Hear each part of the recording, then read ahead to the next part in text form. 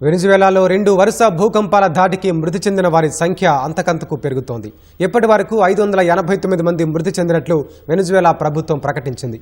మృతుల సంఖ్య ఇంకా పెరిగే ప్రమాదం ఉందని భావిస్తున్నారు. వేలాది మంది జాడ లేదని తెలుస్తోంది. Mexico, El Salvador, Dominican Republic, చిలీకి చెందిన బృందాలు కూడా సహాయక చర్యల్లో పాల్గొంటున్నాయి.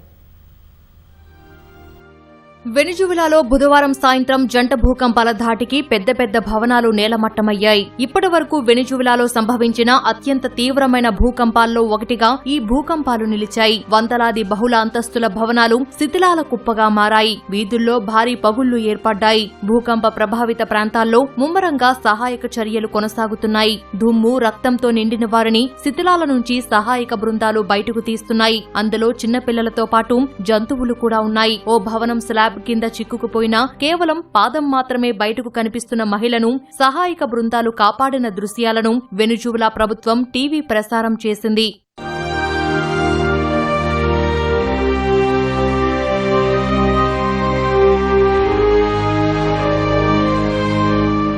వెనిజువేలా రాజధాని కారకాస్కు ఉత్తరాన ఉన్న లాగ్వైరా తీర ప్రాంతంలో ఆస్తి ప్రాణనష్టం ఎక్కువగా ఉంది. భూకంపం కారణంగా ప్రధాన విమానాశ్రయాన్ని మూసివేశారు. ఇది సహాయక చర్యలను మరింత క్లిష్టతరం చేసింది. తప్పిపోయిన వారి కోసం బాధిత కుటుంబాలు వారి ఫోటోలను పలుచోట్ల అంటించగా మరికొందరు తమ వారిని వెతుకులాడుతూ చేతిరాతతో కూడిన పేర్ల జాబితాలను పంచుకున్నారు. దేశంలో ఫోన్ సేవలకు అంతరాయం ఏర్పడటంతో విదేశాల్లో వెనిజువేలా పౌరులు తమ బంధువులను సంప్రదించడానికి నానా అవస్థలు పడ్డారు. కారకాస్లోని డౌన్ టౌన్ లో వందలాది మంది పార్కులు, పార్కింగ్ స్థలాలు, ఇతర బహిరంగ ప్రదేశాల్లోనే రాత్రంతా గడిపారు.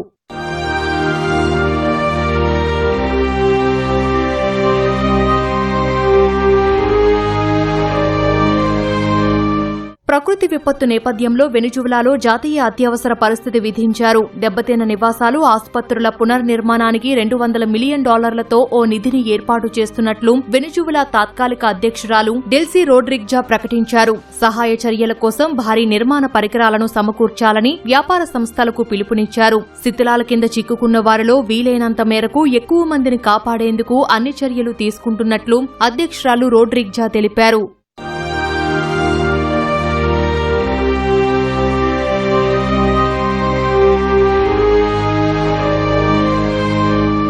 భూకంపం ధాటికి తీవ్రంగా నష్టపోయిన వెనిజువేలాకు Bharat, America, Mexico, Qatar, Brazil, Spain, Portugal, Canada, Switzerland, Turkey తదితర దేశాలు సాయం ప్రకటించాయి. Mexico, El Salvador, Dominican Republic, చిలీకి చెందిన బృందాలు కూడా సహాయక చర్యల్లో పాల్గొంటున్నాయి.